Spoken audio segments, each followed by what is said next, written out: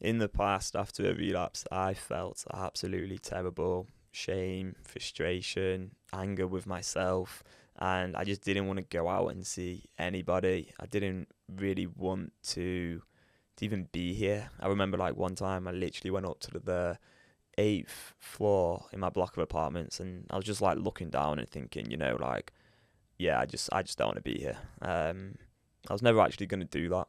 I would never actually end my life. That will never happen.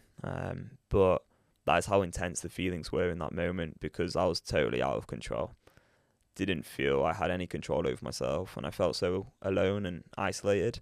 Like I was the only one really going through this problem, because back then I hadn't shared it with people. I don't think I had like a YouTube channel where I'd talk about this as frequently as I do now. So yeah, it was tough. So I just want to talk about three things to avoid doing when you've had a relapse, and hopefully this can really help you, because I do think your relationship with relapses is really, really important if you are looking to gain permanent mental freedom. And ideally, we want to get to a position where we never actually relapse. So step one, don't put more fuel on the fire. What I mean by that is, I believe that if you have a relapse, you are going to feel pretty bad. And I don't think people should shy away from that. But I also don't think people should have even more self-hate and criticism, because what happened for me is I felt so much shame. And shame is about you feeling like there's something intrinsically, inherently wrong with who you are. Now, what I would really, really want to get across is that looking at porn, having a relapse, is nothing to do with like who you are. What it's to do with is your level of knowledge at this time. So it's not who you are, it's what you know.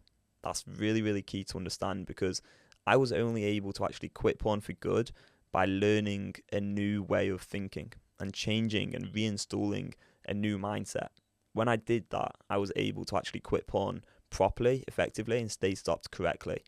And that's because my level of thinking that I had in the past wasn't ever going to match up with me actually quitting porn, because I was using the same level of thinking to deal with the problem in the same way. And so like every single time I relapsed in the past, it was like, okay, what happened here? What was the trigger? And I try and identify the trigger. But then I would do that time and time and time again, literally hundreds of relapses. And nothing ever changed, because my level of thinking was the same. It was always the same. It was always, what went wrong? Was it that I spent too much time on social media? Was it that I was feeling lonely, anxious, tired, hungover? And I'd like have all these different excuses, reasons, rationalizations, and I'd try and figure out what the cause was. What I want to get across, because this is the second mistake to avoid, is you don't need a reason to engage in your compulsive behaviour. You are going to want to engage in porn because your mind is addicted. That is what happens when you're in the addiction, is you want to look at porn. And so all these sort of explanations or triggers that you try and point the relapse towards, they're irrelevant, because your mind's changed. Like when you're in the addiction, as I was, you are in this emotional, psychological dependency on a mind's mood-altering experience. The brain's changed at this point, and so you are going to want the porn. No matter how much you remove the triggers and distract yourself and have these temporary streaks, perhaps, you are going to want porn.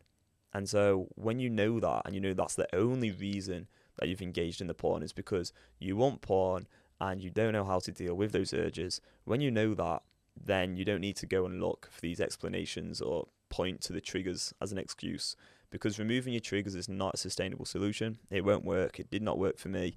And that's why I was staying at the same level of thinking, doing the same things over and over again, trying to find new success, but it just didn't happen. Maybe the streak got longer, but I was still in the addiction. So that's the second thing to just really understand, is that it's not to do with the triggers. Your mind's changed, and that's why you want the porn. And so what we need to do instead is figure out, okay, well, how do I actually deal with this desire? How do I deal with the wanting? How do I deal with the urges? And when you know how to do that, that's when you can embrace real permanent mental freedom and never have to go back into this porn addiction. So the third mistake to avoid is minimizing it. So I know I've talked about not pouring like fuel on the fire, but also we don't want to go the other way and go like, oh no, it's fine, it's not that big a deal, everyone looks at porn, or call it like a slip up, because you don't just slip up. You're walking down the road, and let's say you actually do trip up, which is very, very, very rare, but say someone actually does like trip up and fall over. Well, that's an accident. you know, you didn't actually mean to fall over. That is a slip up. Whereas you don't like walk into your apartment, trip up, lay on your bed, get your penis out, start masturbating and watching sexual content. Like, you can't slip up. It's a choice. It's your brain. It's your thoughts. You've made this happen. It is a choice. And so that's some junky thinking that can come up, is that, oh, I just slipped up, or like I was just on autopilot. I wasn't in control of myself. All of that's bullshit. You're always in control of yourself. And it can become a self-fulfilling prophecy that, like, I just slipped up. Like, it just happened. Like, it's just bullshit. It's the addicted part of the mind taking control, and it's going to stay in control until you choose that you want to be in control instead. So that is what I'd really, really avoid, is just like minimizing it and calling it like a slip up. And the other big one is relapses are part of recovery. They're just not. A relapse is part of relapse. When you engage in porn, you want more porn. It does not satiate the desire, because dopamine is the molecule of more. That's how addiction works. So if you think relapses are just part of recovery, then you're never actually going to get free, because you're going to always relapse. You're going to continue going around in this cycle indefinitely, because every time you engage, you actually want the porn more. You intensify that desire.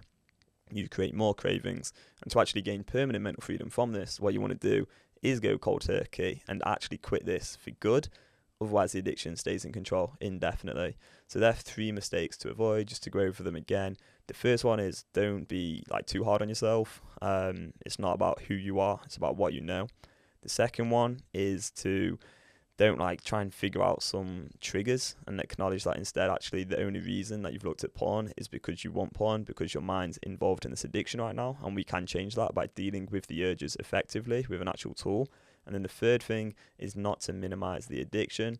And a little point on this as well, what I'd really do recommend doing is documenting, writing down, or even like voice recording how you feel after the relapse. Talk about how terrible it all is, and then you can actually read that back the next time you experience an urge or have that desire to look at porn, and think it through, make a conscious choice, and choose freedom instead. Thanks so much for watching. I hope this video has helped you. There is a free training video from me and my mentor Mary Paulus in the link. A link is in the description, so go watch that, and we'll see you in the next video. Bye bye.